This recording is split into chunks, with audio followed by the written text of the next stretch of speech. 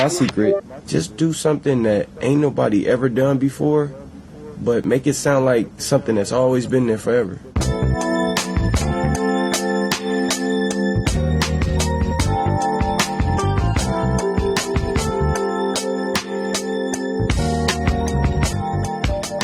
Welcome to This Filipino American Life, a podcast that explores the nuanced experiences of Filipinos in the United States at iba pa. My name is Ryan Carpio, and I'm joined by my co-hosts, Elaine Delalis, Joe Bernardo, and Mike.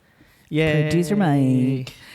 Today, we are going to have a conversation with Father Radmar Jao, our special guest.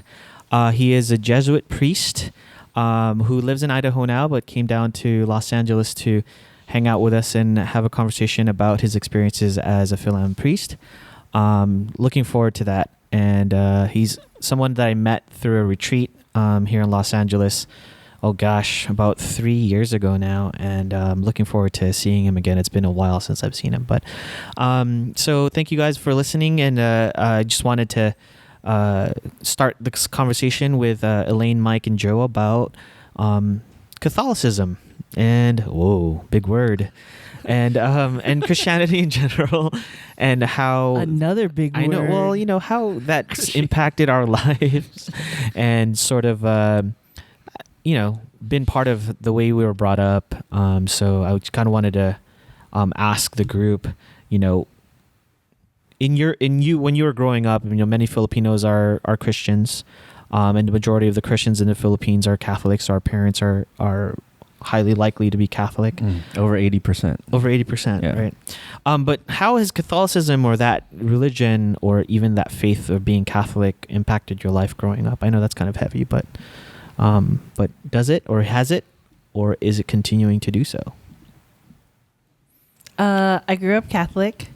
I went to a private school before I went to Catholic school. So I had like 5 years of non-denominational school life. It was the best. And then I went to Catholic school and had to suffer through a uniform and angry Filipino Catholic teachers. And then I went to high school, same thing, Catholic school. And I learned how to roll my skirt like the best of them to meet uniform requirement. And then I went to college and... Not a Catholic school. Not a Catholic school. I went to UCI. And I always knew growing up, I would tell myself, I went to church enough as a child that it would be okay that I wouldn't go to church as an adult. Like I said to myself, I put in my time. I've done my duties. And then when I'm old, I'll be one of those lolas who wear the veils and the giant scapulars and do morning mass every day. But that would be like when I was like a lola. But like when I'm in my young adulthoodness, I'm gonna be like, oh, elementary school, high school, Elaine, you put in work, and now you get to. You've done your time. I've done my time. But I go to church during Christmas and Easter sometimes. Unlike you, I didn't go to Catholic school. I went to public school my whole life. Lucky. But my brother and sister went through Catholic school there. Oh, they did? Yeah. Oh, which one? Up until college. I don't know. I'm just curious. All right. I went to St. Genevieve, so I'm proudly to say I went to St. Genevieve. All y'all who went to St. Genevieve, you know each other. Hello. They went to St. Euphrasia, Granada Hills. I know that church. And then they went to Chaminade, a.k.a. Snobinade. But me, no, I went to public school my whole life. But I did go to CCD. What is CCD? Whole life, my whole life, I do not know what it stands for. I didn't either when I went to CCD. Yeah. I don't remember. I just called it Saturday school. Saturday. Oh, okay. Yeah. And I went to CCD my whole life up until I got confirmed, until sophomore in high school. And otherwise, church was always, Christianity, Catholicism was always just Sunday with my family, go to church, and that's it. And then, I know we'll pray before we eat, and that's it. But other than that, that was my extent of formal Catholicism. CCD stands for, just in case you guys are wondering. Oh my God, I'm dying to know. I Googled it, and it stands for Confraternity of Christian Doctrine. It totally wasn't what I thought it was going to be. What do you think it was? I had no idea. I was waiting for the word catechism to be in there. Because that's what it usually is, right? I was also waiting for that. But it's Confraternity of Christian Doctrine, association established in Rome for the purpose of giving religious education. So, yeah. There you go, Joe. Oh my God, I learned that. Hey, Mike, what did you do? I mean, so yeah, our family's Catholic, and we would go to the church on the military base because my dad was in the Navy. But yeah, it was part of our life. I mean, we would go to church every Sunday. I was baptized at the Catholic church on the base. I went to CCD on the base, and that was like an after school kind of thing. It was like on a Tuesday or Wednesday or something. What? And I did go to Catholic school for 1 year in high school. Nice. Which was interesting. And the reasons that I went, I think primarily was because they thought it would make me less of a bad kid. Did you get exorcism? It didn't quite work out that way, and I ended up leaving after that first year because they had, opened up a new public school that I wanted to go to instead. And a bunch of my friends who were at that Catholic school actually went with me, so it was kind of like, well, you had a choice. I had a choice. They asked me like, do you want to stay? Because at that time too, they were like, well, we're paying tuition for this, but if you don't want to be there, we can save the money and just but I mean, like it was one of those things that was like just part of being Filipino American, where I grew up. And it's not like we were super religious at home. We did have religious family members, like people who were like either priests or nuns or whatever, but we didn't pray before meals. We didn't, do heathens. They're going to hell. It was just kind of one of those like, this is part of life kind of things, but You're there wasn't to pick like up every grain of rice. So there wasn't like any heavy indoctrination. We would have like hometown association events, and we'd have like the priest from our hometown come in and do a benediction or whatever it's called. But no, it wasn't like we talked about it all the time, or it was part of our daily conversation. It was just like, it's Sunday, we go to church. It's Christmas, we go to church. You go to CCD, you get confirmed. That was basically it. And after I moved on to college and everything else, it wasn't like a daily part of my life at that point. Or I didn't go to church on Sundays, and I still don't. But yeah. Oh, so how many of you are practicing Catholics? Well, we didn't get to your Ryan story. Oh, yeah. I'm Sorry. practicing. I go to church every Sunday. I still do. My parents are pretty religious. They joined a charismatic prayer group. Is that like a black rosary? It's like a different churches have like different groups that based on their devotions or what they want to do for either community or prayer. But my parents were part of the charismatic group. But I grew up Catholic schooled pretty much from first grade all the way up to high school. So I went to Loyola High Jesuit school. And we didn't have uniform though in high school. Just what? You didn't have a uniform? Nah, it's just a collared shirt and make sure that your shorts weren't too Did you short. have uniform check? Just kidding. No, you had to I'm have like a collared. really offended right now. No, that seriously, you didn't had to have a uniform. you either had to have a collared shirt and pants, or like shorts that were not like booty shorts. Yeah. Collared shirt? What color? I was waiting for it. Good job, Joe. Is it black color? Good job, Joe. Good job, Mike. I was A waiting shirt for with that. a collar. Like a polo collared shirt or a button-down Yeah, or white button-down. shirt.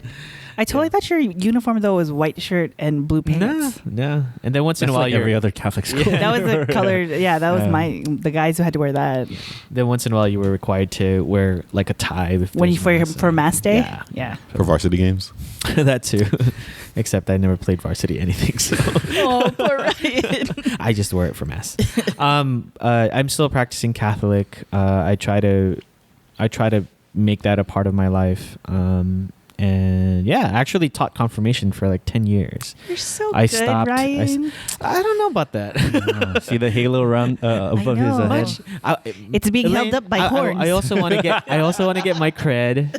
Like what you were saying. I'm like, I want to get my cred, and I'll have the energy right now, and I get my cred. No, but I was really interested in the idea of confirmation, just because I think it was such an integral part of like my Catholic upbringing, and I had a really bad confirmation teacher. So, and I promised myself, and I promised kind of like I actually promised my family that if I ever had a chance to teach confirmation, I would, and I did for like 10 years. So I probably was some of the best experiences of my life. Do you guys remember who your confirmation saints were? Like your confirmation names? Saint Anthony of Padua. Olympia.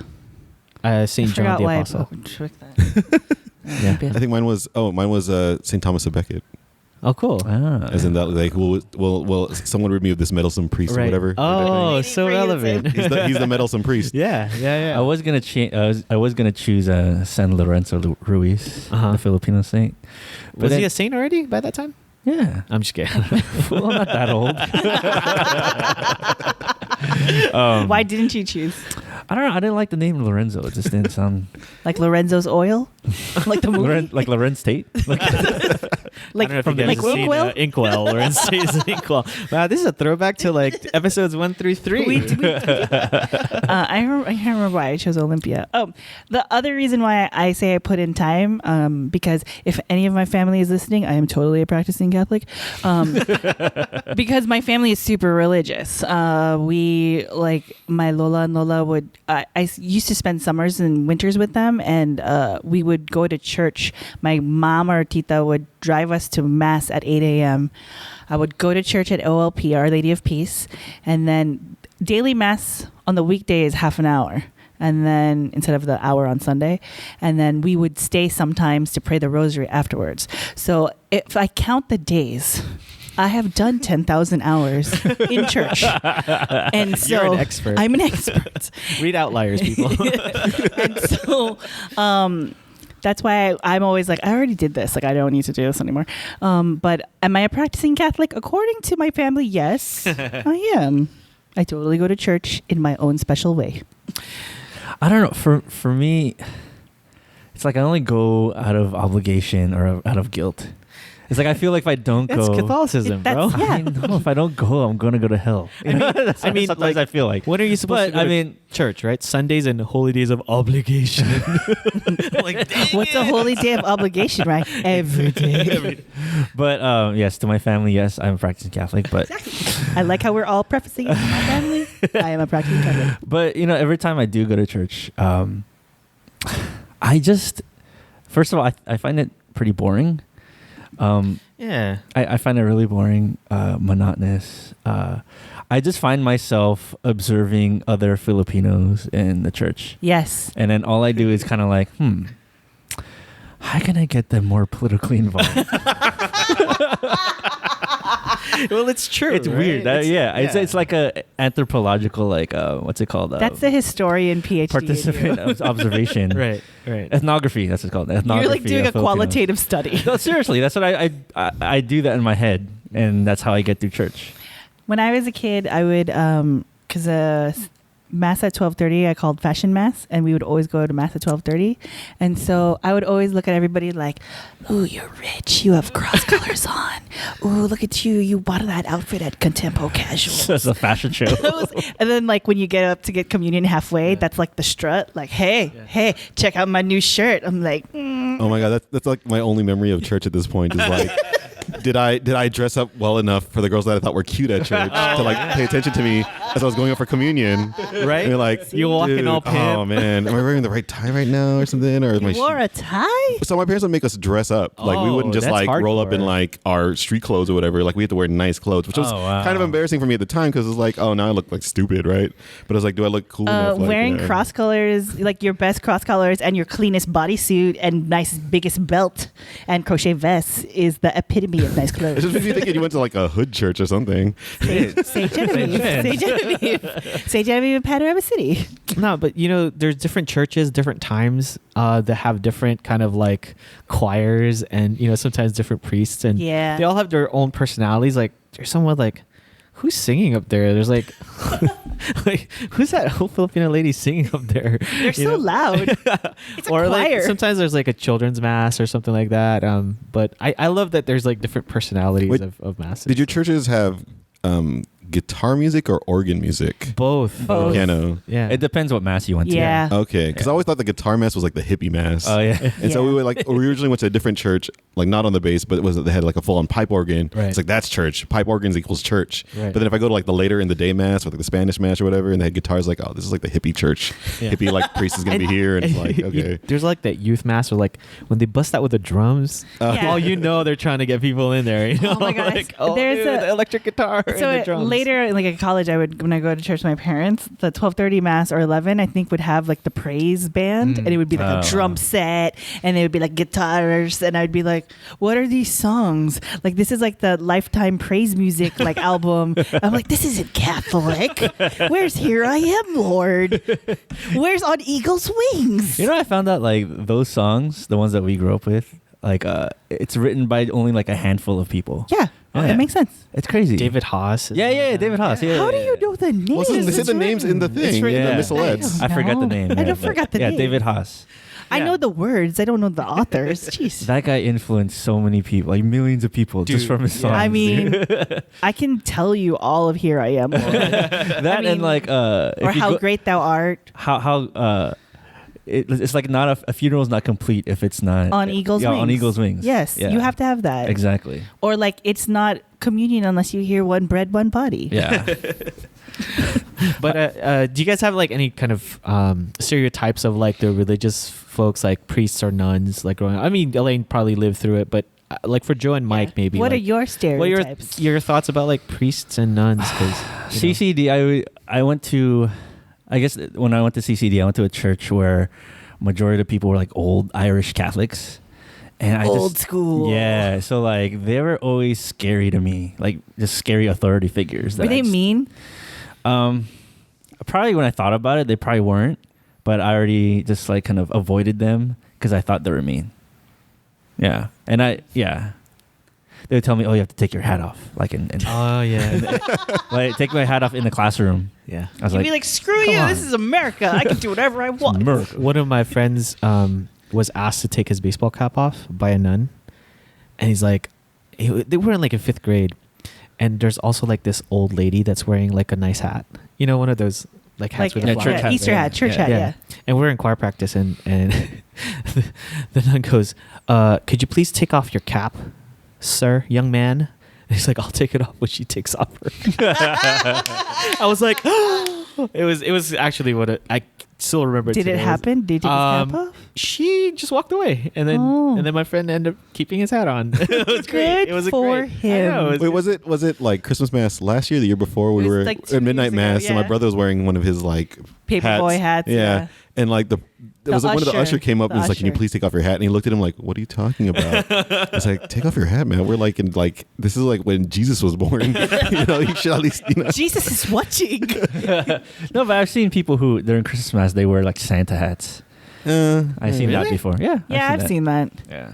It's contradictory, though. I mean, Jesus being born is not about Saint Nicholas. Santa Claus. You know what's actually interesting to me, like, is folk Catholicism, and you know, you said your mom was involved with Yeah, my mom and dad. charismatic. I have heard and kind of witness stories or witness groups where they would, you know, start speaking in tongues. Yeah, and start pretending that they're I don't know, pretending, but they get They possessed. get filled by the Holy Spirit and Yes. speak in tongues. Yeah. Yes. Have you? I've witnessed never that? seen that. Never. Never. Go to a healing. Usually, it's a healing mass that Yeah. people go Yeah, to. yeah. Right? It's like 3 hours long, No, thank you. and and then some people are so deep in prayer that well, I don't know if it's pretending, but they start speaking in tongues. What does that mean?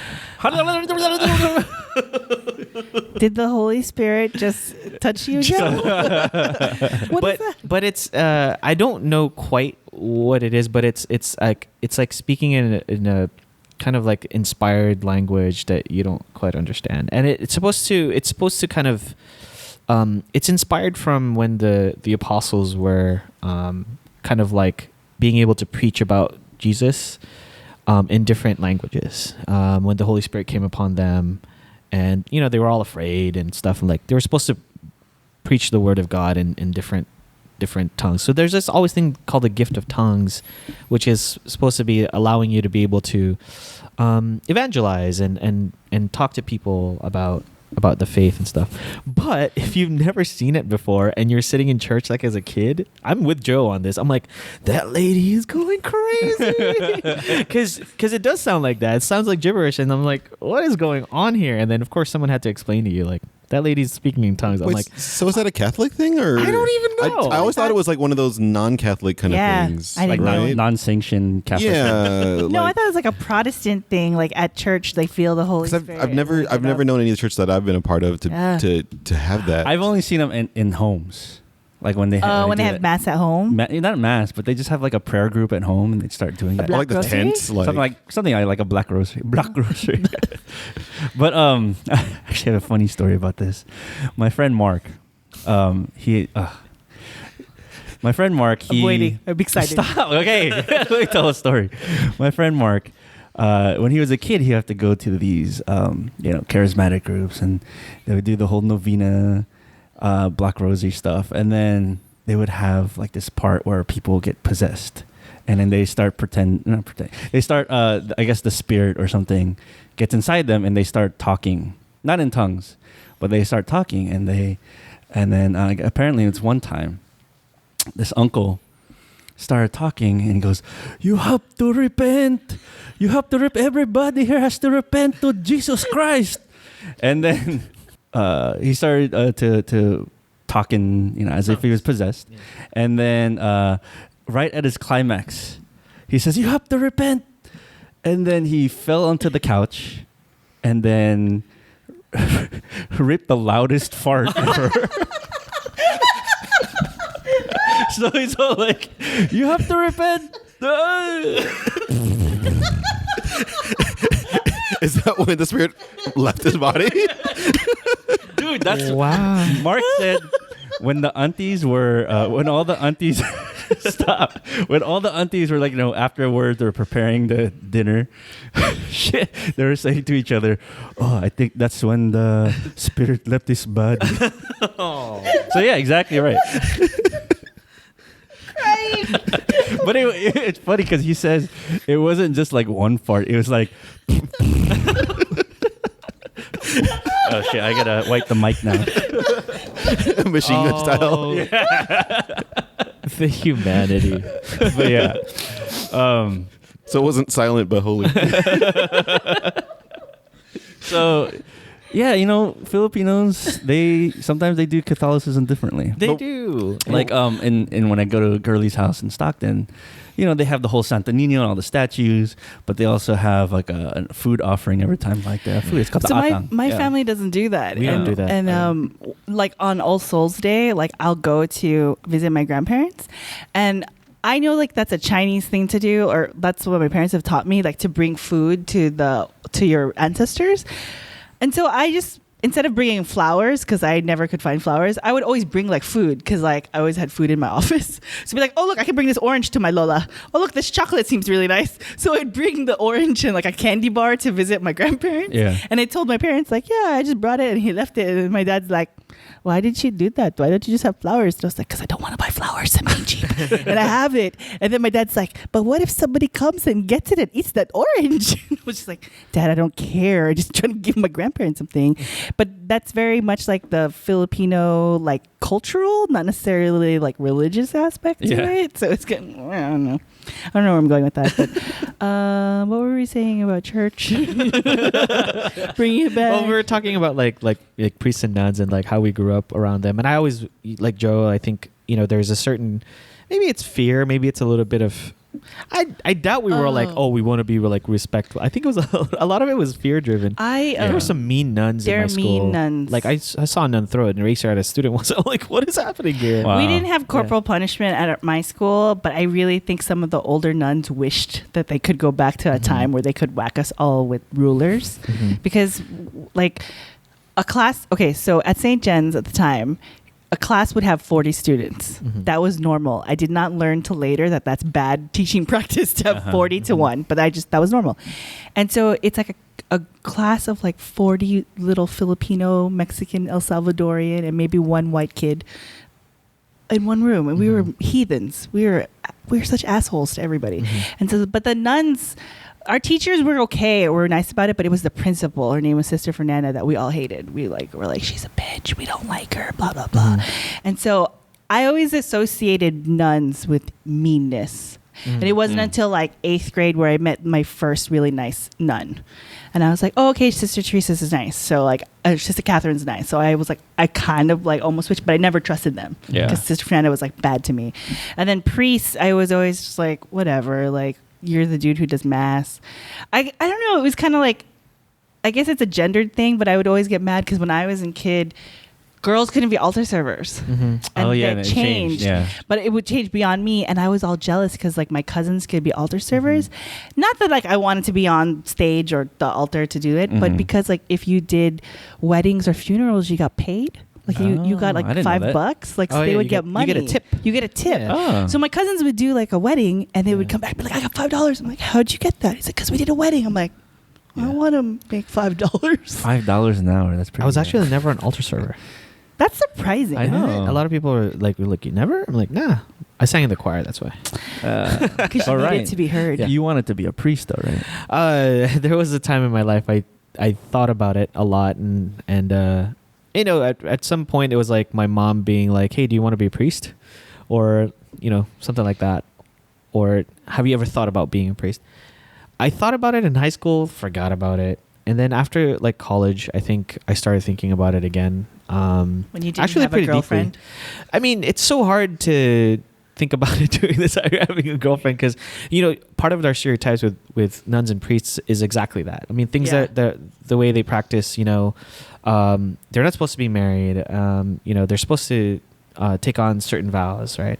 And, you know, I actually never had my first priest teacher until I was in high school because most of the parochial schools are taught by nuns back then. I never had a priest as a teacher. Yeah, so you know, we never really associate meanness with priests. Usually, it's mostly like, with nuns. Like usually, it's like during mass and everything. Oh, wow. But yeah, I think, you know, I had priests that I didn't agree with all the time, and I had nuns that were really really mean growing up. But I also wanted to, like, I thought I wanted to change something about, you know, my environment, or at least the religion that I practiced. And part of that was like being the confirmation thing, but I thought about being a priest. I don't think about it anymore. Not as much, let me put it that way. So, but in any case. Before we take a break, I just wanted to give a shout out to our TFAL pan of the episode. It is Whitl. Whitl is a Patreon supporter of TFAL. If you would like to join Whitl as a Patreon supporter, go to patreon.com/TFAL podcast and you will be shouted out on a show. So it's fun and you support us and you help us get the show out there. But yeah, let's take a break. You have to repent. Repent.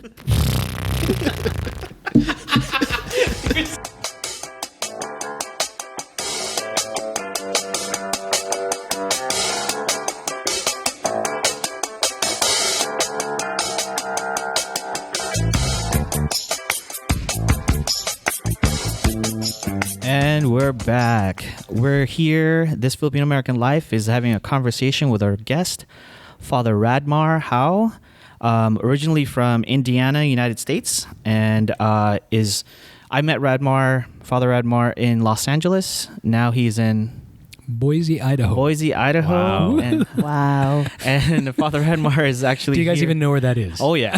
Somewhere in the United States. Very good. They have good potatoes, right? Yes. Good potatoes. Yeah, that's what they're known for. And Father Radmar is here with us today to really talk about his experiences as a Filipino American priest. So we're here to have a conversation. Again, thank you, Father, for being here. He came to LA, so I think that's cool. Yeah. Probably one of our farthest guests. We had someone drive up from San Diego once, but I think this is this takes the cake. Did? Yeah, it wasn't. I don't know. Anyway, or Riverside. But so Father Radmar, thank you for being here. You're welcome. Thanks for inviting me. Absolutely.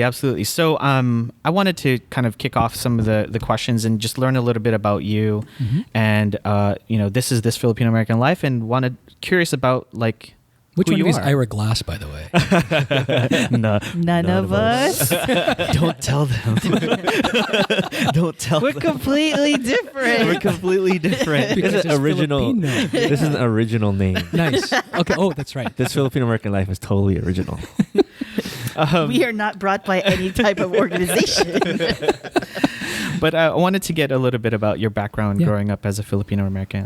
Where did you grow up, and Yeah. what brought you to LA? Yeah, so like you said, I'm from Indiana, Valparaiso, Indiana specifically. So I was born and raised in Northwest Indiana, Gary area, and we ended up there because my parents were there. My grandparents were there. They kind of immigrated there from the Philippines in the late 1950s, and my mom and dad met in Illinois in the 60s, and then got married, and we settled. That was a natural place to settle. So that's how I kind of ended up there in the Midwest. And so I grew up there, and there's 9 of us. There's 9 siblings altogether. So I'm That's very Catholic. yes, Wow. see, number 2 of 9, and the Wow. oldest boy. Whoa. Yeah. So so did the whole high school and college thing there in Indiana, and after graduating, I moved out to California to pursue film and television production work. So I was a communications major at Indiana University in Bloomington with a theater minor. Always wanted to be a performer because I'm Filipino, right? It's like, were you all the Filipinos in your city? I mean, 'cause there's No, 9 of you. Right, you would think. But no, there's a large Filipino medical association, like a bunch of Filipino doctors in the area.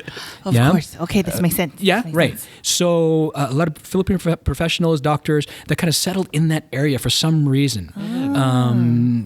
Like in the 50s, like one person lands there, and then they start telling people, and everybody Yeah. comes. My grandfather was a doctor. He was the resident doctor at the steel mills in Gary for a bit, and then just lots of people started showing up. So you would never think it, but it's Yeah. there. It's there. Like, do you know where the first Filipino sort of I guess enclave was? Like when the Filipinos first came to the United States? I don't know, historian Joe. Louisiana? Louisiana, Yes, Louisiana. Yeah. Absolutely. Orleans? In New Orleans area, yeah. Saint Malo. Joe What? is our resident historian. Is that right? Saint Malo. St. Malo? Yeah. Is that what it's really called? I believe that's the parish. Oh. Yeah. Oh, So there Cool. you go. Like, who would have thought Yeah. Louisiana would be the Yeah. first place, right? So anyway, I forgot the question already. Oh, like Your background. My background. Oh, yeah. and the So- Filipinos being in Indiana. Yeah, Filipinos in Indiana. So then after graduating, moved to California, did the film and TV thing, was an actor before I became a Jesuit. What? And yeah, so I did the acting thing for throughout the mid 90s. Okay. And then in 2000, met the Society of Jesus, the Jesuits. Wow. And then entered 2001, was ordained 2011, and here we are, 2017. Wow. Oh. Quick. That was quick. Quick I think that's story. That's it. Okay, great. Thank Thanks you. Thank you so much. Thank you for being on the Good night, show. everybody. I have a burning question. For you. Uh-oh. How did you get the name Radmar? Okay. Is it a combination name? Of course. Can I guess? Okay, guess, Can I guess. Okay, Okay, good. Here, guess. okay. You'll never guess. So it's, Wrong. I think Mar is like Marie. Maria or Marianne or something, Okay. and then Rad is like Radioso, Raven, Radrigo. Rodrigo. Okay.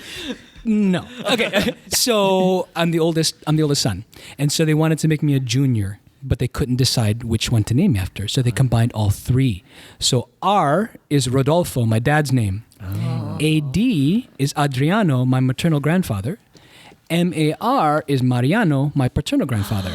Your whole name is an acronym? Is hilarious. kinda. Oh my god, that's what my parents did for my name. Oh, what's your name? Okay, so my name is Elaine. Okay. EL is for Elvesa, my mom. Uh-huh. I is for Isabel, my Lola on my mom's side. And NE is Nenita for my Lola on my dad's side. And Elaine is not a name, but Elaine is a name. So that's how my name came about. So they just added an A? They added that, well, because Elaine Yeah. is a name, and so it worked Oh. out. So that's my name. My name is a combo of Oh, see? all the women. All right, high five on that one. Radmar worked out too. I guess. Radmar. Yeah, Radmar's but not okay. Now it is not growing up in Gary, Indiana. Indiana, No, yeah. because you know what? I wanted to be John or Tom or Steve. Did you go by Randy. that? No. Oh. So because so growing up I was like Ratty or Rad Rad. like that. You could have been like Rowdy, Ratty. But I was too much of a good kid, so I was a good boy.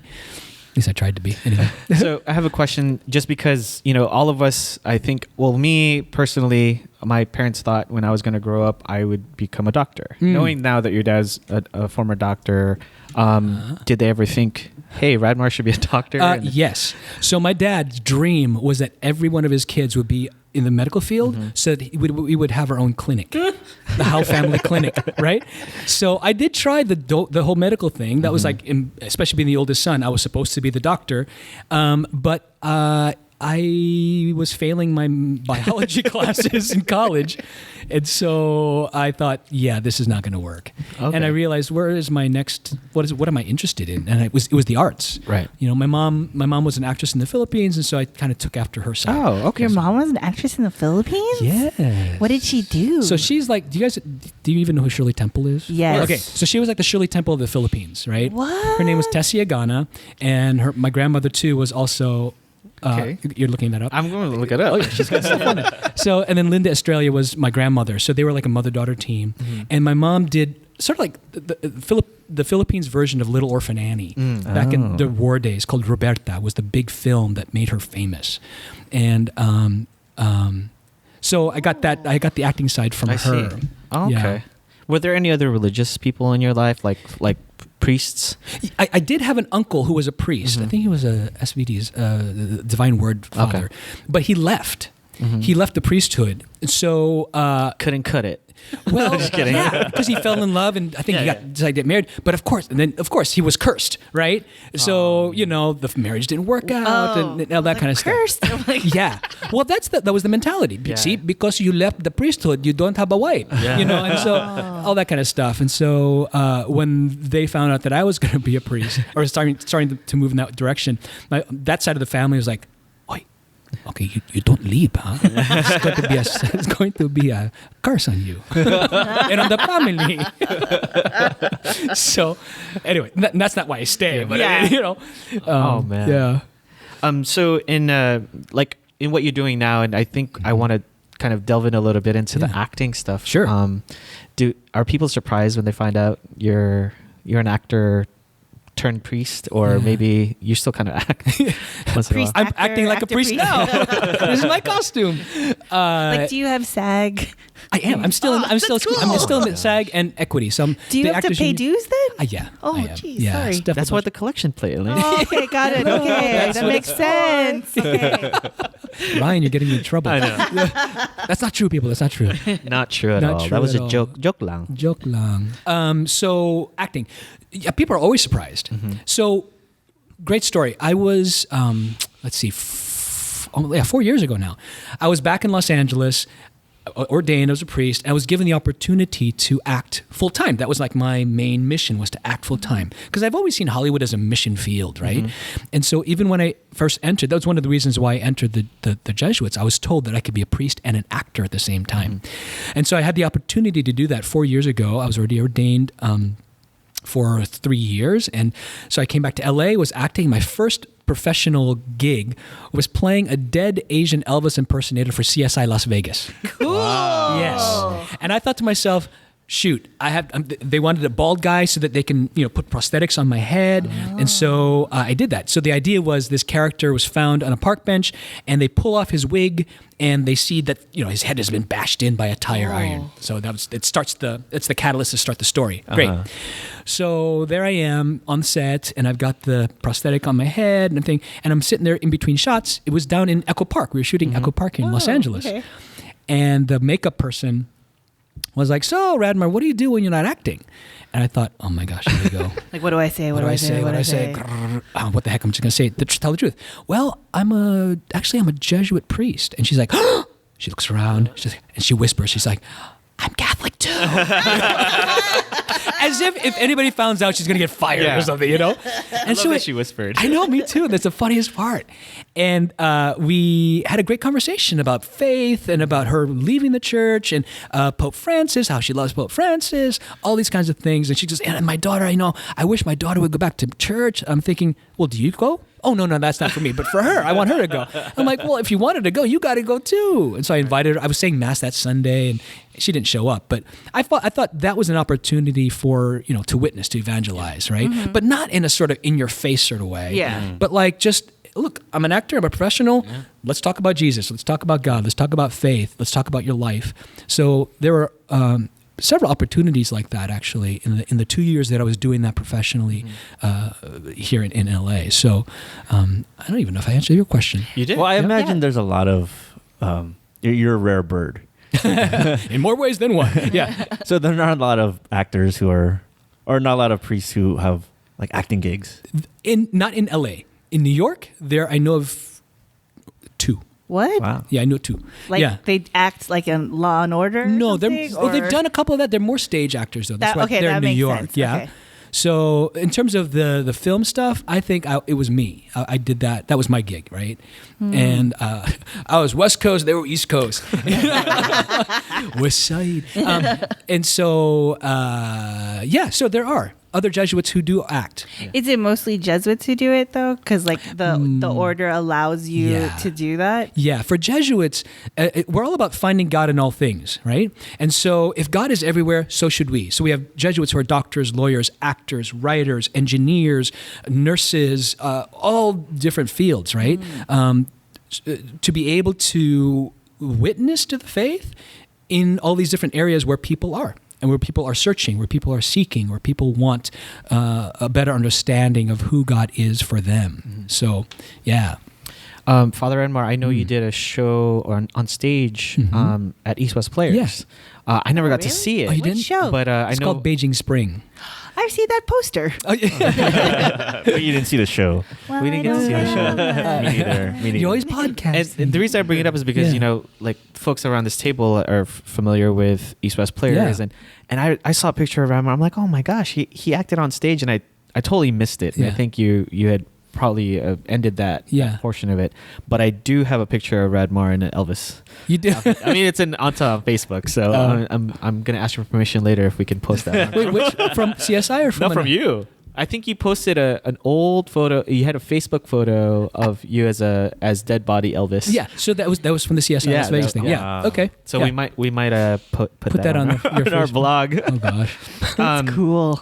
So I wanted to ask about kind of like, do you still act now or not as much? Not in a in a sort of actory sort of way, like on stage or film or anything like that anymore.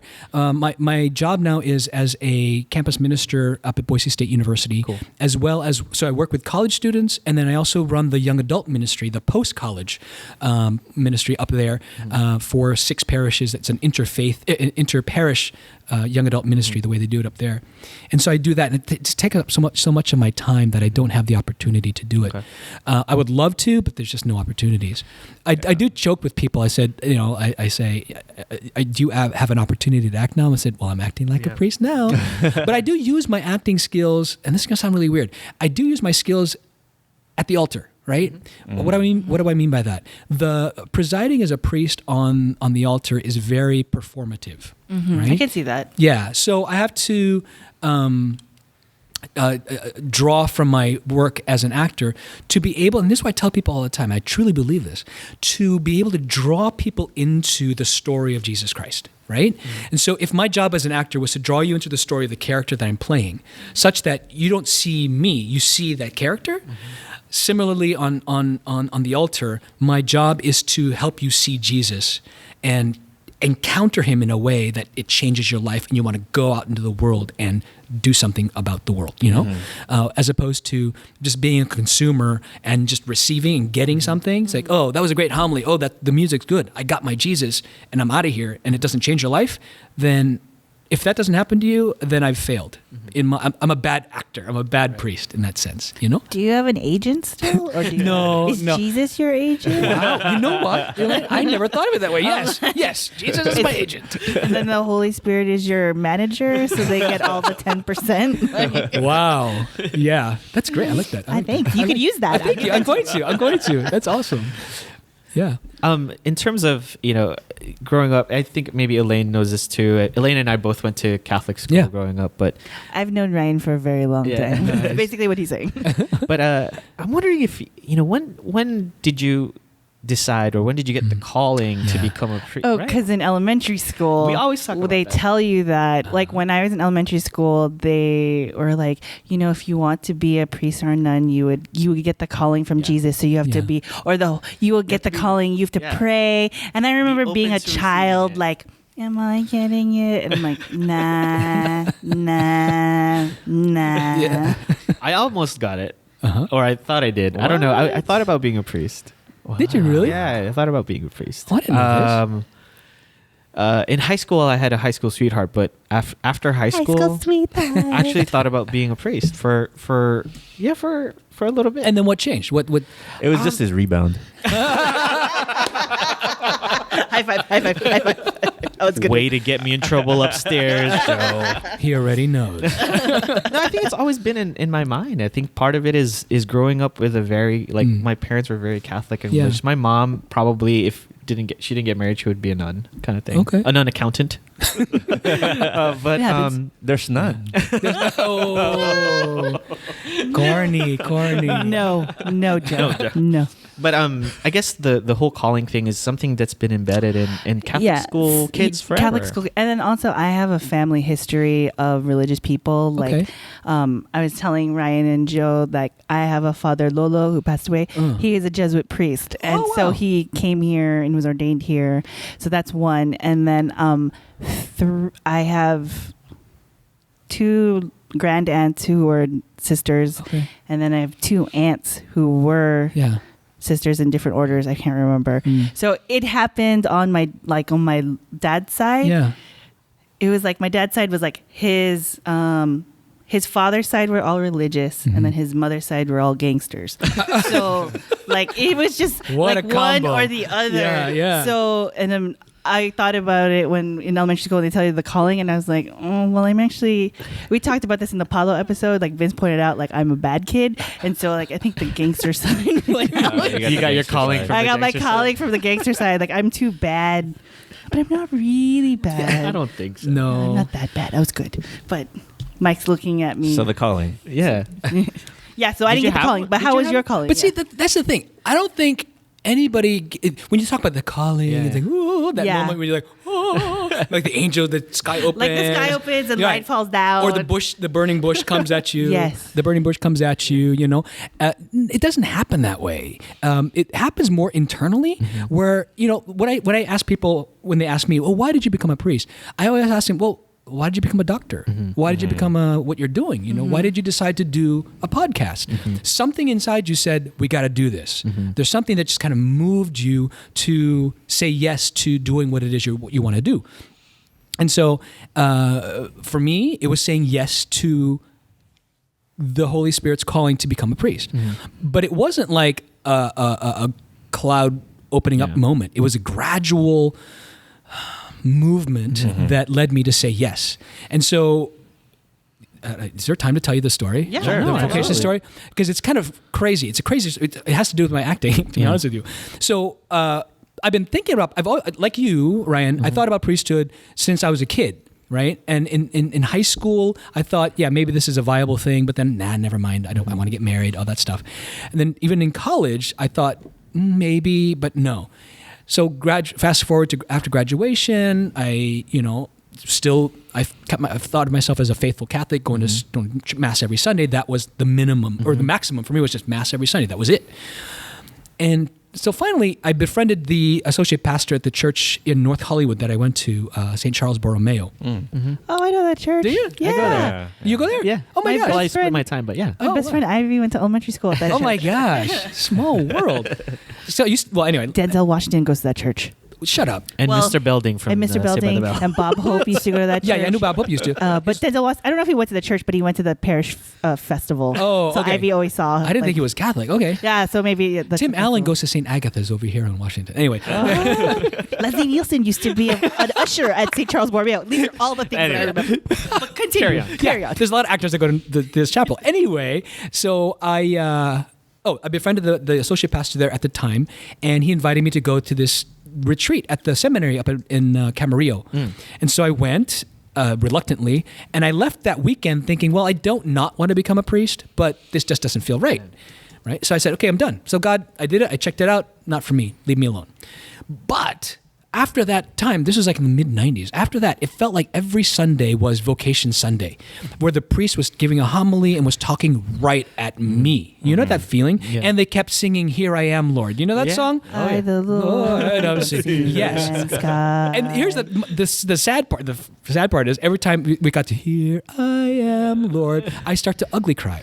You know? And I'm like, I, Lord, no. And I have heard you calling in the night. Oh, sorry. Okay. I memorized that song.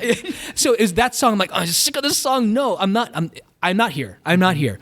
So it felt like that for like years. So I decided to play bargaining games with God. Yep. I said, okay, God, if you want me to become a priest, then give me this, give me that, give me the other thing.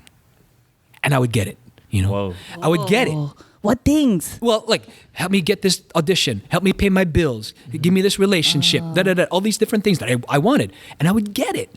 You should have been like, help me win the lotto. See, I thought I was reaching too far. Yeah. I wanted to be something accessible. And so I get it, I'm like, that's coincidence, just coincidence. But it kept on happening. So finally, years later, I thought to myself, okay, I'm sick of this because it keeps feeling like he wants me to, but I want to make sure. I said, okay, if you really, really want me to become a priest, then take away these things. Take away the jobs, take away the money, take away the relationships. You just tempted fate. Exactly. Never do that. Never tempt God, because then you will lose. And so, sure enough, things started to tank, right? And so I thought, oh, maybe this is true. So I was doing a play up in Sacramento, and a friend of mine who kind of knew my journey, I said, Randy, I think I'm leaving all this behind and becoming a priest. And I told him the story, and he goes, oh, Radmar, don't do it. Don't do it, man. Don't do it. But if you really have to, check out the Jesuits, he said. And he was the one that told me that I could be a priest and an actor at the same time. And so sure enough, I went to a half-day retreat at the Jesuit novitiate here in Culver City. And I went there. They did the similar thing, asking questions, talking about the vows. And, I said, can you really be a priest and an actor? They said, yeah, theoretically, yes, you can. That's possible. And I said, okay. And then I left that half-day retreat convinced that this is what God wanted me to do, right? It was just that feeling inside. I said, I think this feels right. I drove off from the grounds, and as I was driving off, I looked up and I thought, okay, God, you got me. And so I went into a year of discernment, where every month I talked to a Jesuit priest about what was going on in my prayer life. Is God still calling me? And then a year later, I went to a discernment retreat, 5-day silent retreat at Loyola High School, and was praying in that chapel where I had this profound prayer experience of Jesus falling in love with me. And it felt like, So when you say praying in Yeah. the chapel, are there like actual formal prayers that you are reciting, or are you doing it like, dear God, blah, blah, blah, blah, yeah, blah? more of the dear God, blah, blah, blah, blah, blah, just kind of talking, And in this situation, it was just kind of like imagining a situation, right? And in that imaginative prayer, all of a sudden, I'm like horseback riding with Jesus, right? I don't horseback ride. So where the heck is this coming from? So, okay, I'm just going to go with it. So I'm horseback riding with Jesus in this big field. It was like, you can almost hear the dun, dun, dun, dun, dun, dun, dun, the music, right? And Jesus has his long hair and it's flowing in the wind, right? And we come upon this like precipice, and he and I are like there. And you can imagine the camera. It's very cinematic, right? This is very dramatic for me. You see almost a camera behind us, and we are in like the silhouette, and you see this beautiful sky, the big body of water, all the mountains and birds. And then all of a sudden I find myself putting my head on Jesus' shoulder. Like we're both on our horses though, right? So it doesn't really make sense, but that's what happened. So I just kind of leaned my hand on his shoulder. He put his arm around me, and it was like, Jesus is in love with me. And I'm like in love with Jesus. This feels weird. What does this mean? And I was like, I snapped out of it. I'm like, whoa, what was that? And then I talked to one of the retreat directors about it, and he, my spiritual director there, and he kind of helped me unpack it. And he said, it sounds like you're being invited into this deep relationship with Christ. And I'm like, wait, I thought that was only for Protestants, have that personal relationship with Jesus thing. And he's like, no, that's for everybody. So like you're at that Thelma and Louise moment when you get to the thing, and then they hold hands, and then they go. So like Jesus we're not going to holding- kill ourselves. I know, you're not killing yourself, but like that was your moment. Like Jesus is like, let's do this. Let's do this. Go. Yeah. But it wasn't like the Thelma and Louise one where we're like, he's more like, are you ready? Well, yeah, it's because more Thelma and gentle. Louise didn't turn out too well for them. Well, right. But in a way, it was kind of like dying, right? It was a dying to myself, dying to my my own dreams of being a famous actor, dying to what I thought my life was going to be like. So do you have to mourn losing that life? I did. And it wasn't until I actually entered the Jesuits that somebody, my spiritual director, different spiritual director, said, you might want to take some time to mourn that, So what does that mean, though, to mourn? To mourn? Well, to really accept that I'm not going to be a famous actor. To let go of that dream, right, that I thought I had all throughout the 90s. I'm like, I'm going to do this. That's my dream. I'm going to act. To die to that, to mourn that part of myself that wanted that. Interestingly enough, it never died. It was always... So I found out after those first 2 years of being a Jesuit that no, God doesn't want me to let go of it. God calls me because of it, right? Those were the gifts that he was calling me to use as a Jesuit, right? And so all throughout my 10 years of formation, I was trying to find ways of cultivating those gifts, my gifts as an actor, the gifts of a performing artist, into every ministry that I did, to the point where I told you that story about being an actor here 4 years ago, where I actually literally was able to act and use those gifts that way. So you said it took 10 years, like in formation. Yeah. Is that a normal like? That's time actually frame? short. That's short. That's short. For Jesuits, it's between 10 to 12 years, sometimes longer, depending on what you want to do as a Jesuit. Especially if you're going for more advanced studies. Okay. So the formation is like 2 years of what's called novitiate, where you learn to work and pray as a Jesuit. 2 years. Then you take vows of poverty, chastity, obedience. And then you go to philosophy school for 3 years. Okay. So I have an MA in philosophy, something I never really wanted. From where? Loyola University, Chicago. Okay. And then after that, you teach for 2 or 3 years. And I taught at University of San Francisco. I taught acting at University of San Francisco. And then I went and did my theology studies at the Jesuit School of Theology in Berkeley. Do you get another degree? I got another degree there, another for- master's in divinity for theology. Sorry. Right, exactly. much- So I'm very smart. Okay. Did you have to pay for all that? Do you take out student loans? No, so we're taken care of by the Jesuits. So everything is paid for in that sense. So it sounds like, well, that's great. Well, I take a vow of poverty, and what that means is I own nothing.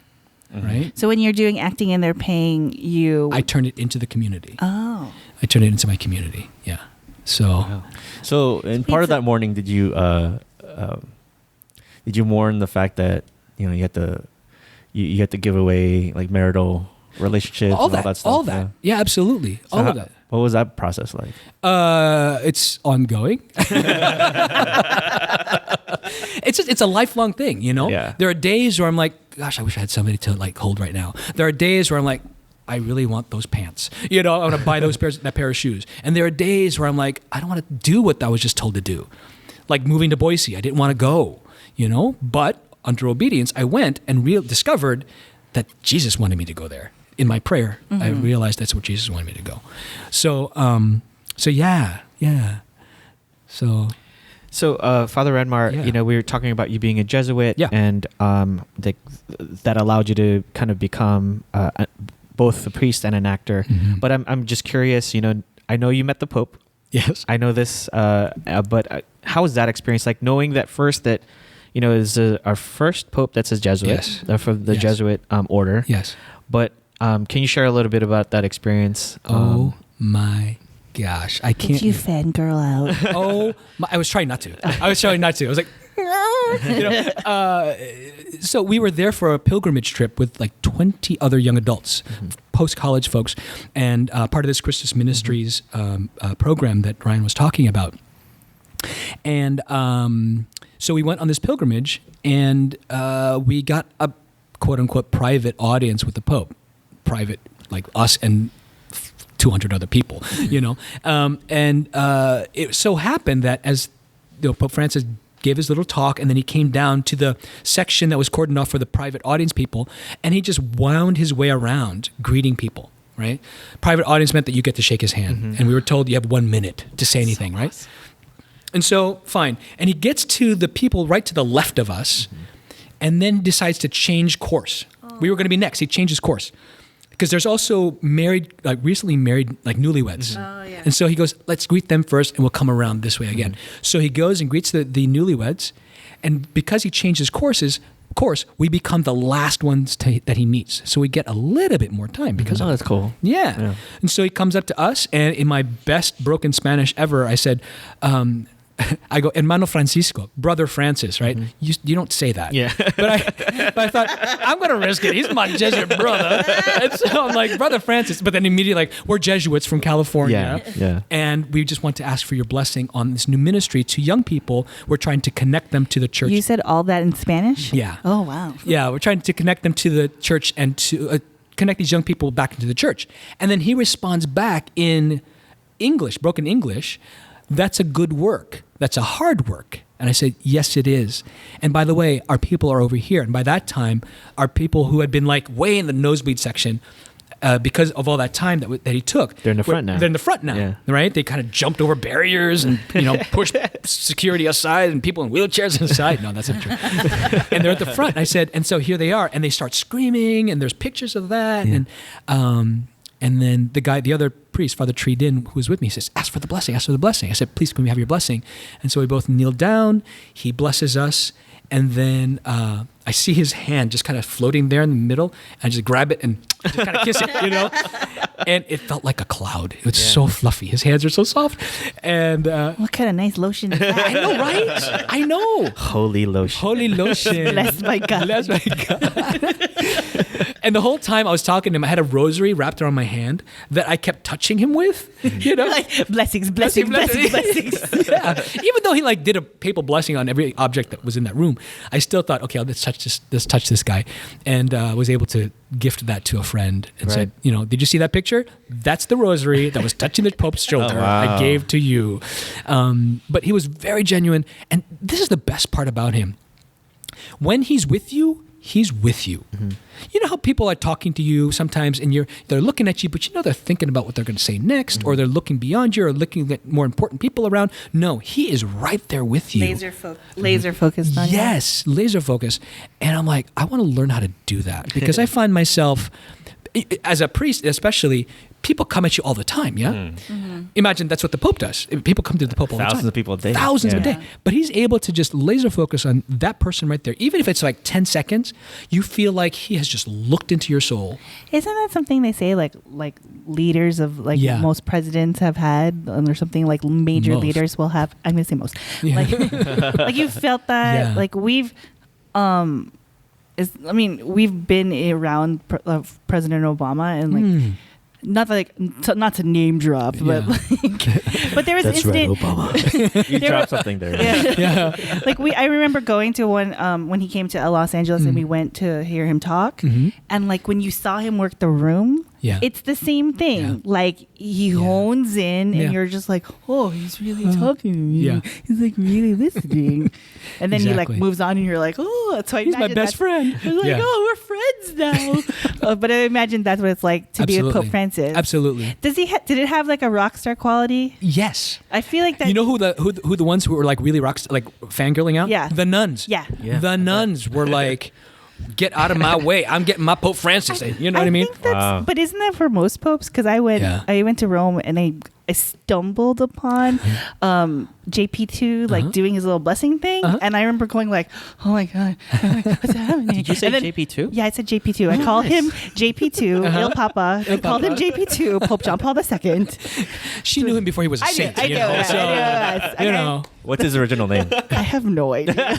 It's Polish. It's hard. Thanks, Brian. But I remember when I went to the square and I stumbled upon it, and then he comes out and he does his little thing. I was just like, why am I crying?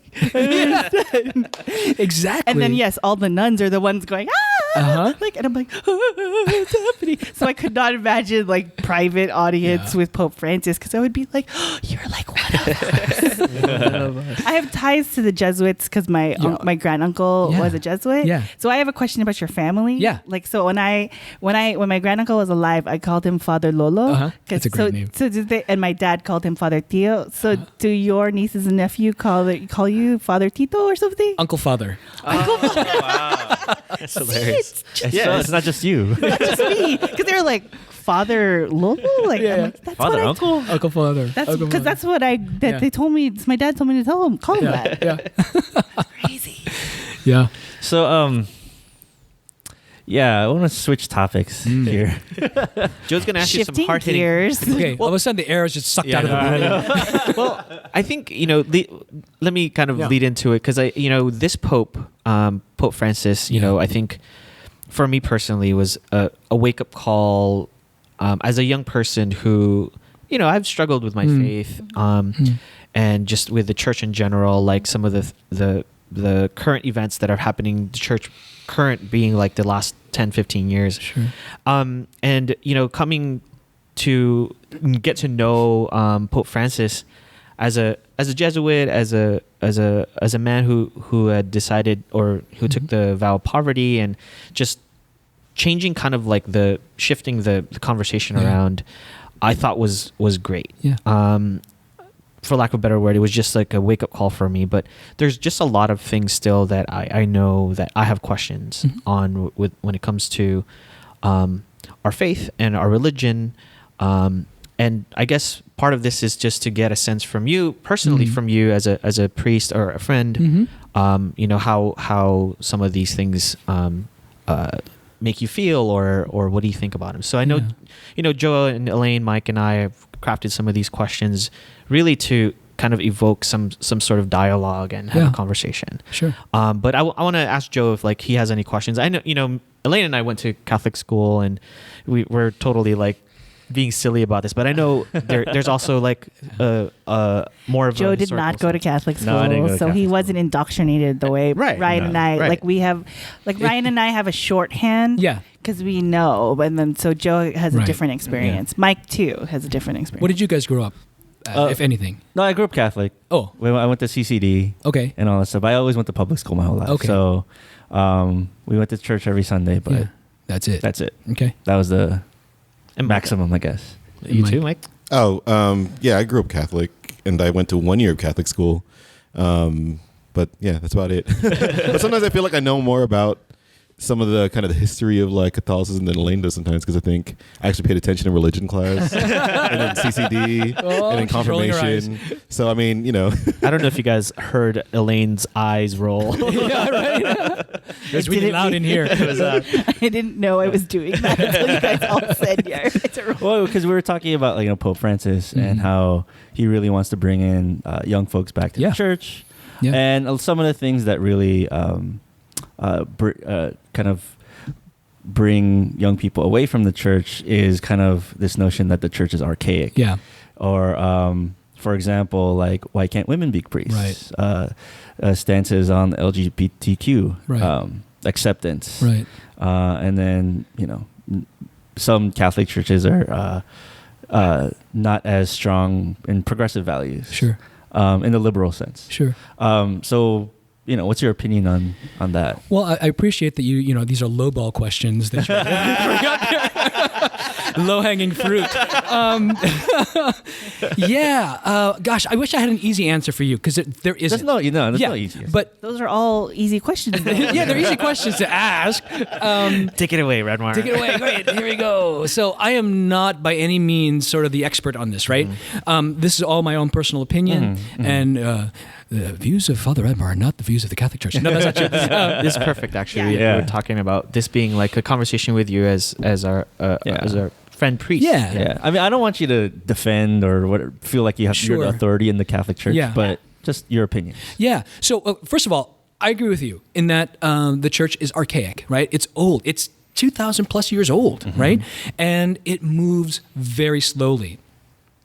With Pope Francis, it has jumped exponentially, yet not far enough for a lot of people to think, wow, the church has finally changed, especially with these issues that you've talked about, right? Issues that have been around forever. But one thing we got to keep in mind, I think, and the way that I kind of see this is, things are changing. Things develop over time, and we just need to be patient with it, right? We have become a society, a culture, a Google culture or an electronic culture where we want an answer, we get it like that, right? And things change like that. We can change our screensaver. We can change the color of our, Google black backgrounds and things like that. Whenever we want to. We can change our profile picture like that. The church doesn't operate in the same way, and so we can't approach it in that same way of wanting to change as quickly as we want it to change. That being said, with Pope Francis, though, is it 4 years now? He's been Pope for 4 years. I think it was 2013 is when he was elected. A lot has changed. I should say this. I should rephrase that. A lot has developed. Right? Because we were taught to say the church doesn't change, it develops, right? Because change implies that it's done, it's over, right? It's ongoing. With the LGBT thing, his comment on the plane, who am I to judge, has opened up conversations. The fact that he now has a commission to investigate, or to really investigate women deacons, that's huge, right? Not to say that anything's going to change right away, but at least there's a conversation about this. What was the other one? What was the third one you said? Just strong stance against progressive on progressive. Yeah. You can go to a church in Santa Monica and have a different experience from a church in downtown LA, for example, in terms of the progressive, traditional, conservative, liberal, ideologies, right? Same thing with the Jesuits. There's a big joke that's we say, you meet one Jesuit, right? Not every Jesuit are liberal progressives, right? I know a couple of them that were just ordained who are more in the traditional conservative mindset, and yet God calls all of us on that political in that ideological spectrum. Yeah, so what I say to young people, especially since I work with them up in Boise, is okay. Those are legitimate questions. Keep on asking them, and I will try to give you some answers or some ways of grappling with those issues. Because I'm not the one that's going to change it. You're not the one that's going to change it. We are all going to help it develop by continuing to ask the questions and pressing our local bishops and all that kind of stuff. Now, the frustrating part about that is, they will say, we're not going to talk about it. Like women's ordination, for example, all the popes have said, it's not even up for discussion. Wow. Okay, but then we're talking about women deacons. All right. And Francis is trying to include more women in leadership positions in the Curia, the Roman, like the Home Office in the Vatican, right? Small steps, for sure. Will that change anything? Has it changed a lot? A little bit. It's more gradual, mini changes, mini developments, and I find hope in that. What's discouraging is people place their faith or their membership in the church, they base it on those three issues: women's ordination. Women's those are just examples, though. Yeah, no. But they're great. They're perfect examples because they are. These are the main ones: women's ordination, same-sex marriage, and abortion. Right? Those are the three things that people who are more progressive, quote unquote, will leave the church because the church is so archaic. They don't even on these three issues without looking at the bigger picture, what the church is trying to do, because these issues are American issues. Yeah. They're not necessarily issues for the global church, right? And so the Pope is always trying to balance the church with the church universal. And people in Kenya are not worried about women's ordination or these other things. They're worried about food and poverty and immigration. And okay, let's talk about that. As Americans, we don't talk about it, right? Yeah. Or the Philippines, they talk about like birth control. Or birth control, right. Right. But ironically, just like in the United States, they talk about birth control or, an anti-abortion thing.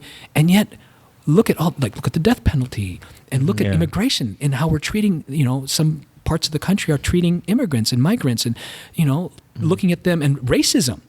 There was a thing recently. Did you see this recently? This guy in Chicago calling, was like, somehow was wearing a white suit, and somebody had bumped into him. It was a Starbucks. It was all videotaped, of course. And it was our Starbucks, and spilled the coffee on his white suit. He got really angry. It was, I think it was an African-American person. And he starts like railing on him for being a slave, a black man. You should get down on all fours because that's how you walk. Did you read this? Oh my God. It was ridiculous. That is anti-life. Yeah. You know what I mean? Yeah.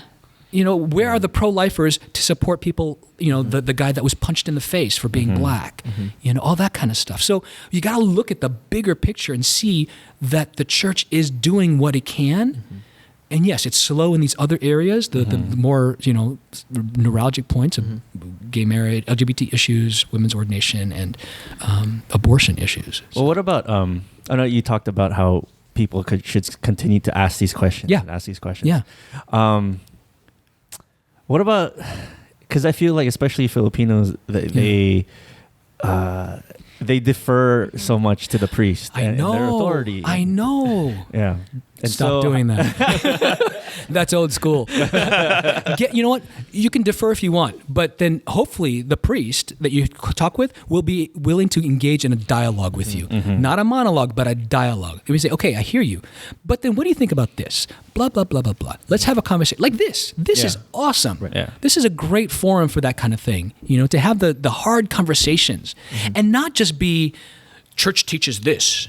Well, okay, yes, the church teaches this, but the church also teaches this. And, it's one thing to know your faith. Intellectually, it's another thing to know your faith affectively, emotionally, so you know how to live it out, Because that's one of my issues is that how Filipinos fall back on those fall back on like the anti-abortion issue. It's like one of the big go-tos, and it's kind of like, but there's a hypocrisy to it, and so that's for me. That's my issue with like the church in terms of that. And then my parents. I used to go to St. Genevieve in the Valley. That was where I went to high school and elementary school, and it was my church for forever. And there was a mass that we went to, I want to say like post-Indonesia tsunami. And the homily, like the priest was a visiting priest, and he basically said they all died because they're Muslim. And I looked at my dad and I was like, do you hear this? I can't be here. But I had to like sit through mass because I came to church with them, and how was I going to get home? This was in the era before Lyft and Uber. And so I just looked at him like, this... I can't. And he was livid too. Like my dad was actively angry, and subsequently, like a few months or years later, he left that church. So he goes to a different church because he just couldn't handle it there. And so those were the moments where I was like, I don't know if I can do this anymore. And I realized it's because at the end of the day, you're still human, right? Like a priest is a human being, and they're gonna have, and like humans are fallible. Yes. And we can't hold that against the church. However, like I am still a human being, and I have these emotions, and I'm going to do what I'm going to do. Okay, so here's my challenge to you and everybody out there who's listening who experiences things like that. Okay, great. So not great. So you hear a homily where a priest says something like that. That's awful and just, reprehensible, right? And so what do? Instead of saying, that's it, I'm out of here. What about, instead of just consuming that and throwing it up because it's awful, how about saying, okay, you take that and instead contribute back. Go make an appointment with that pastor and say, Father, when you said this, that was really hurtful. I don't know if you realize that there's a lot of people out there who had family in Indonesia, blah, blah, blah, blah, blah. It's not because they're Muslim. They're to engage in a dialogue, right? And not defer. Like you were saying, well, Father said this, therefore that's the way it should be. No, challenge the priests. But do it respectfully as much as you would want them to respect you. Yeah. I think the struggle also was that that priest was Filipino. Oh, see? And so, and then I am Filipino, and my dad is an angry Filipino. Yeah. And so I know what... Break the mold. I know what the conversation would have been. It would have been my dad attempting to like punch him in the face. So, I mean, so it's extreme, right? It's like the other side of it is like, take it for what it is, which most Filipinos are like, oh, priest said it. Yeah, right. I'm not gonna cross that altar or anything like that. So I got to tell you this: the reason that my eyes lit up is I've written a letter to a priest before. Not a lot of people Have? know this. Yeah. He was a parish priest. My mom always Strongly worded letter. I would say so. Oh. Does your Wow. father This still was would say? this was like handwritten. This was post college, but he was one of those priests who I respect him a lot. He's passed on, but I remember when he found out I was going to Berkeley, he kind of took me aside and said, "Be careful." Because it's a very liberal school. He was a very conservative priest, a very liberal school. He's like, "Be careful. I don't want you to lose your religion." I was like, "What?" I was kind of part of the letter I wrote to him was in reference to that. It was years later. It was like 4 years later, but I kind of wondered why he didn't say your faith, and he talked about the religion. But in any case, I have written to priests before and said I did not like this, and he was kind enough to actually talk to me about it. It was the topic was actually about homosexuality and gay marriage, and there was something that he had mentioned. Again, I wrote this in 2004 or 2003. I don't remember. Why so anti-gay, right? No, I'm just kidding. but that was practically my question to him. I was like, hey, I was going to be a confirmation teacher during that time, and I was like, I don't understand this. And so it was my proactive way of saying I need to write someone a letter. This might have been earlier. It might have been in between college now that I think about it.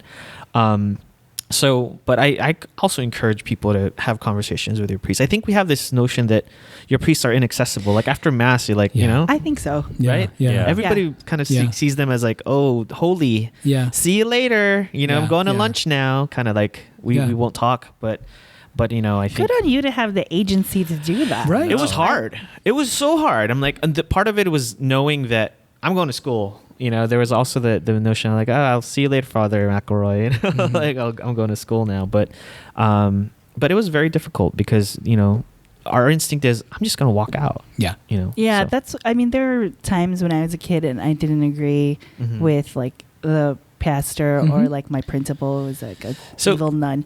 And I would just be like, we would just like, talk shit to each other. Like, man, Sister Fernanda's so mean. Or be like, all he cares about is the church fund. Why do we have to raise money for this? And you do it amongst each other, but it's not like we ever thought to talk to them. But then again, like at the time I was a child. Yeah. And so there's a power structure and a power dynamic because like Sister Fernanda was my principal. Right. Father Charles was my pastor. Yes. So like, and they ingrain and drill in you like these are your leaders, blah blah blah. Yes. And so you're supposed to defer, but this is an interesting conversation because you're saying don't defer, have the conversation with them. Right. I find it weird that we're all kind of political people here. Like we've kind of been involved socially and in our own circles in politics. We debate things all the time in politics. Yeah. Right. Yeah. We don't defer to the political beliefs of the other, right? We always want to debate and create this dialogue. I don't understand why we don't do that much with the church, which is I'm not going to say it's all political, but hey man, that's a philosophy that you believe in. If there's calls for a dialogue, I think we should have a dialogue. So. Absolutely. And don't be afraid of that. Again, a good priest will be willing to make an appointment with you and have a conversation. Do it respectfully as a conversation, not like just, shaking a fist at him. I have a question. Yeah. Is this because you're a Jesuit though? Because I think it's because he's Radmar. I guess it's me. because I went to a Salesian school. Yeah. So like I don't know what the stereotype with Salesians were, Sure. but like I learned about Don Bosco and all these things. So there was like Salesian things that we were supposed to do. We had friendship games. Do you remember any of these? Dante Bosco? Dante Bosco. Don Bosco, St. John Bosco, our loving father. That was a song. And so like I always wonder if it happens to go like order by order. Well, is it like Dodgers versus Giants? Sure. Yes, I mean in one respect, yes. On a human level, no. We are human beings that demand respect from one another, right? And so if you approach a priest because you have a disagreement, treat him like a human being and say, you know what, Father, can we have a conversation? And, when you said this is how I felt. This is what really touched me. I really enjoy your homilies normally, but when you said this last Sunday, I was really confused and angered by this. And I'd like to hear your rationale for saying what you said? And can we have a conversation about this? Now, he could very well say, no, and shut you down. Fine. But you've done your part to engage in a conversation, engage in dialogue, right? You can't force another person to talk to you, right? But you can invite them to in your way of doing it. So it's not like, I want to talk to you about your homily and you were wrong and blah, blah, blah. Very antagonistic, right? Yeah. I would like to give my brother priest the benefit of the doubt and say that most of them, if not all of them, would be willing to sit down with you if they have a rational conversation about various issues. You may disagree with them, they may disagree with you, you may agree, but the point here is not to win the argument, but to really engage in this dialogue that is very difficult. You talked earlier about. We talked earlier about how Filipinos defer to priests. Yeah. My question is about the different ways that Filipinos, worship and how they practice Catholicism. Yeah. And then there's this thing called folk Catholicism, where it's like melding indigenous, pre-Hispanic value or customs with Catholicism. Sure. You have those charismatic groups, and they have they become possessed and Are you speak talking in about tongues like El Shaddai and all that or stuff? like just like or they have the huge festival in Quiapo where they have the black Nazarene Jesus statue, and people just like throw their towels, and it's just or they jump onto the thing just to touch it. So it's not. Or like people who get crucified in Pampanga, right? That is scary every That's year. craziness. That's craziness. Or like the people who flagellate. Yeah. So, what are your opinions on that? I don't know. Okay, a little higher. That's a low. Swing, swing. But what are your thoughts? Like, you know what? Okay, I love that stuff, to be honest with you. Here's why. Because people are trying to express their love or devotion to God or the divine in a way that is tangible, right? And I think that's great. The problem is it becomes an end in and of itself, like those people who crucify themselves. What the F, man? You know what I'm saying? Because it's like, it's not about that. It's not about the suffering. It's about resurrection. You need to see the crucifixion through the lens of resurrection, right? Christ rose from the dead, right? And because of that, and he did that because he died for us first, right? You can't just stop at the death part. When you do that, then the faith becomes kind of crazy in that sense. Does that make sense? Where it's all about the flagellation and about the suffering and about, my faith. I'm not supposed to laugh at church. And all that. It seems kind of gimmicky after. It does, but it's not gimmicky. It's just like that's their expression of the faith, right? And okay, that's fine. But I think it's the role of the priest then to then introduce. How do you make sense of all of that? What does crucifying yourself do to your walk with Christ, right? Are you still swearing and, sleeping around and drinking, getting drunk, and all that? Does it change your life? Yeah, Ryan. Why are you guys all looking at me? I was wondering, there's holes in your hands. What's that all about? Oh my God, stigmata. You know what I mean? It's like, fine, do these things, do these devotional practices. I have no problem with them so long as it leads to a deepening of your faith life, deepening of your faith walk, changes your life, changes you from that awful human being that you are to, I'm not saying being all pious and fake piety that we see a lot of our aunties and uncles sometimes. You know what I mean? Where you're fighting in the car and having an argument with your siblings and hitting. You walk into the church and all of a sudden, everything is fine, sign of the cross. I'm all holy now. Yeah. And then you've got grandma or auntie with the rosary praying with her the little veil in their head, and they walk out and they start to hit you. Because Are you having a flashback in my memories? What's happening here? You see what I mean? That doesn't go together. It's hypocrisy, as you say, right? Yeah. So what do I think of it? I think it's fine so long as it leads to something else. Because I think, God meets us in the tangible. God meets us in the tangible. And so we need to have, that's why the Catholic Church is so rich in symbolism and signs and, art and all this kind of stuff that leads us to a deeper sense of God. Communion, Eucharist, you have this bread that looks like bread, but it's the body of Christ, that's what faith tells us. It leads to a deepening of our understanding who God is and how God works. So we need tangible things, but oftentimes as limited human beings, we just stop there. We stop there. All these practices were taught to by the colonial, in the colonial days to teach people the faith. It's easy. This is what Jesus did. He died for you, right? So you follow the rules and you'll be saved. That's all you needed. It was not a very educated, community at the time. And so they took whatever the priest said as law. But then as through the Enlightenment and history and more educated people, we realized, wait a second, that doesn't make any sense. And so we start asking questions and the priests start getting, and church leadership starts getting nervous, and they're like, because I said so, boom, It's like our parents just say, why do I have to do that? Because I said so. Yeah. It doesn't make any sense. So you either obey or you don't, and then you leave, or you leave home, or you just turn your back on your family or whatever. So it's very similar, a similar dynamic, I believe.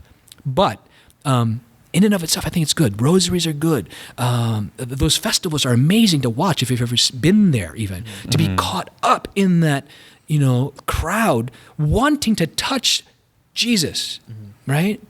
Not they don't believe that's Jesus, but there's this touching something divine.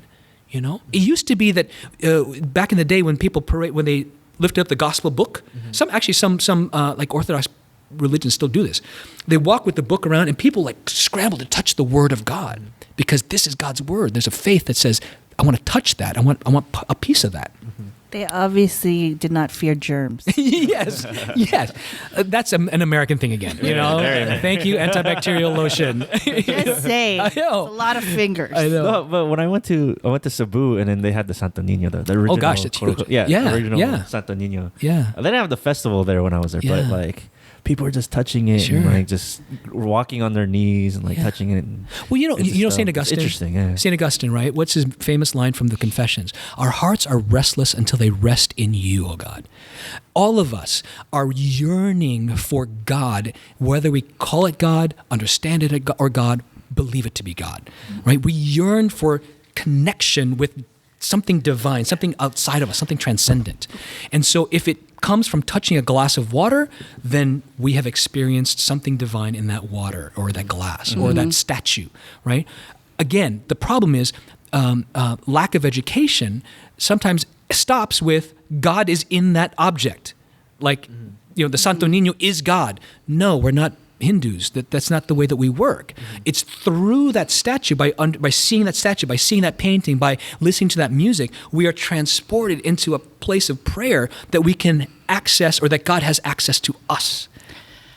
This kind of goes in line with it, but it's something in the mysticism of it. Yeah. And I feel like this is a very Filipino thing in how I've seen pictures of this. My parents and my aunts and uncles always had this. Are like, you get Eucharist, and then the Eucharist turns into a bloody mass of something. Sure. And I always be like, what is this? Sure. How is this tied to my religion? Sure. Or like, my aunt has this picture of some kind of like conch shell, and it looks like the Virgin Mary. Okay. And I'm like, what does this have to do with it? And it seems that felt very Filipino in that it ties to it's like some kind of mysticism. And I don't know if that's necessarily Catholic or not. It just seems very Filipino. And I used to always think like, I don't want to get Eucharist because I don't want it to turn into a bloody mass in my mouth. Sure. That's gross. You're right. Also germs. Germs. No, I mean, look at Lourdes. Look at all these like virgin appearances of Mary, all that kind of stuff. Everybody is searching for an experience. That's versus an encounter. If people want to experience this thing, they want to experience the Virgin Mary on a piece of toast or a picture of Jesus on a tree or whatever. It's like, oh, I saw it. And I think a couple of years ago, I think one of the underpasses here in LA, there was like water dripping and it looked like the shape of a Virgin Mary. So people started flocking to it, Wow. People there's such a desire, a hunger for, to touch the divine. which is a beautiful, beautiful thing. But again, I think what the whole purpose of the resurrection and even the ascension and Pentecost is to recognize that God is already here. This conversation right now is a God-filled conversation. I've encountered God in each one of you, even you, Mike. Even you, right? Because of just the interactions that we've had. This is real. This is genuine. It is holy. Because we're talking and asking questions and trying to understand deeper, and not just stay at the surface level of our faith that we learned as kids, right? Every moment is an opportunity for God to encounter us. And so we just look for those moments in the everyday mundane, not just in the bleeding Eucharist in our tongue, which or the crying Virgin Mary. Or the crying Virgin Mary, but it's like, I believe some of that does happen. I believe in Lourdes. I really do. I was there and I had this weird experience. I can talk about that another time. But, I believe there are places where, kind of like the New Age people say, New Mexico. There's like that vortex of like... Oh, in Sedona. In Sedona, is that it? Yeah. Like this vortex of energy, I believe that does happen. There are places like that. But I think that can happen right here, when you really connect with another human being, there's this energy that's released that is, I think, holy, and so, yeah. So, is it real? Oh, that's what you're asking. Podcast part 2. Stay tuned. So are you telling me the Virgin Mary is not crying bloody tears? Some places she may be. I don't know. I mean, that's why they've got investigators for all that kind of stuff. Well, Father Radmar, are we done, really? Yeah. Is that an hour? We haven't been talking for an hour. Are you serious? Yes, we have. Wow. We have. But I wanted to give you also some time. I know part of your Father Radmar and I met as I talked earlier. I went on a retreat and he was one of the priests that were part of that retreat. But I wanted to give you some time to talk about Christus Ministries and perhaps part of your mission of like drawing some of the youth and the younger folks who may have had questions about their faith. But the mic is yours. Just tell us a little bit about what Christus Ministries is and what message you have for younger Catholics out there. Basically, your time to plug things. Yeah. So also just plug like for Jesus. some of the folks who have maybe decided to walk away or are looking out for a way back. I'm going to talk to them first. If you're out there listening and you've kind of said, I'm done with the church. That's fine. You're done with the church. Fantastic. But you know what? Open your eyes, open your mind, open your heart to a second look. Take a second look, because the church is very different than when maybe you walked away. There are younger priests out there who are willing to answer those questions that you have and engage you in a conversation about these really difficult stuff like what Joe asked today with regards to women's ordination or LGBTQ issues, all these different things, immigration, all that stuff, right? So I say to you, don't give up. Don't give up hope. Don't give up, period. Give in to that spirit inside of you that says, okay, I need to walk away now, but I'm not walking away all the way. You know what I mean? Because if you're just walking away because you think this is a church of don'ts and do nots and thou shalt nots, you've walked away for the wrong reasons. You're missing out. You've missed out on something. And yes, maybe the church has, didn't reach you, and that's okay. But you know what? Know that you're still loved. Know that that God still is searching for you and still wants to encounter you. And I hope that a song or a word from a friend or something you hear about Pope Francis will touch your heart and give you the opportunity sort of give you the opportunity to take a second look again and not to give up, because the church is so rich and is so much in need of young people. Not to do their faith like their parents did, but to live their faith the way that God is inviting you to live it in 2017. But okay, wow. I'm going to step down off the pulpit now. And now Christus Ministries. And so one way of doing that is actually by checking out ChristusMinistries.org. It's a young adult ministry for those in their 20s and 30s, post-college really, to encounter God's love in a new way. It's called the mission is to connect people, young adults, to the church again, to their local parishes. But the flagship program is the Caritas Retreat. You can find that on the Christus Ministries website under retreats, or go to caritasretreat.org and find the next retreat near you. I know here in Southern California, in Oceanside, there's one July 13th through the 16th, I think. Middle July is the next one. I'm going to be there, so if you guys come, say hi. And then there's others in the next couple of months. I know there's going to be one in Boise in October, 26th to the 29th. Caritas 50, it's called. And so, gosh. yeah. So these retreats are an opportunity to build community, to encounter God's love, and not in a way that you hear it in church all the time. God loves you, God loves you, God loves you. That's true, but it's one thing to be told something, it's another to actually experience it for yourself. Like I shared earlier about my vocation story of horseback riding with Jesus. So many people have had encounters with God in a very untraditional, what do I want? Sort of like in a way that unsuspecting way, right? I'm not going to out you, Ryan, but you're one of them. You know, and it was great. It was beautiful to see what happened when Ryan went on this retreat. There's so many people like Ryan and others that really encountered something very different, that moved them and that drew them closer to God in a very different way. Christus Ministries is like trying to show you that church is not just about being a building, going into a building, but about living it out in community, right? We are the body of Christ, and that means all of us. And so make sure you check that out. And if you find yourself in Boise, come visit us at St. Paul's Catholic Student Center, 1915 West University Drive. So all the listeners in Idaho, go check them out. Yes, and Fire Pit Ministry, by the way. That's the young adult ministry up there. firepit-ministry.com is the website, and check us out on Facebook as well. Can we find you on social media? Yes. If you want to talk to you? What's your stuff on social? So at Radmar Jao, RADMARJAO SJ, that's my Twitter. And I think at Radmar Jao SJ for my Instagram as well. There you go. But Facebook, you look me up on Facebook, Radmar Jao. Yeah. Nice. So I'm on there. Awesome. Yes. This You're is great. awesome. Thank you so much. I wish there were more Thank priests you. like you. There are. There's a lot of us. There's a bunch of us here now this weekend for this ordination. I was super excited when you agreed to this. I'm glad we were doing it in person too. 'Cause we were Yeah. almost going to do this. Oh my gosh. Over Skype or something. It would have been fun, but not as fun. This in is person. great. This is This great. is great. Thanks to you guys for putting this all together here. Yeah, no, thank thank you. you. Yeah. And I think that concludes our episode. So thank you, Father Radmar. You're welcome. Thank you. God bless. If you are listening, subscribe and rate us on iTunes. It helps people find us. This Filipino American Life. We're on Facebook, thisfilipinoamericanlife.com. Twitter, TFAL Podcast. We'll follow you, Father Radmar, for sure. And if you tweet at us, I will respond with a funny GIF, because that is my goal in life.